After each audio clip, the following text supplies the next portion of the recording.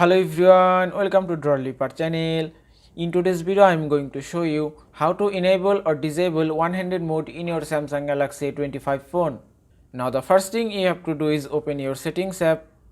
From here scroll down, then go to advanced features. From here go to one-handed mode. Now by tapping here you can enable one-handed mode. Here you can see two options of one-handed mode.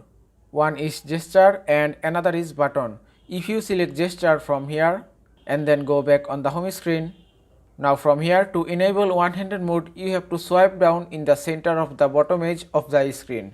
Now just do it and you can see one-handed mode has been enabled now. Now if you want to disable it, tap anywhere of blank space and it's disabled now. If you select button from here and then go back on the home screen, now from here if you tap 2 times on your home button, now you can see one-handed mode has been enabled now. And that is how you can enable or disable one-handed mode in your Samsung Galaxy A25 phone. I hope this video was helpful. If it was, please give it a thumbs up and don't forget to subscribe.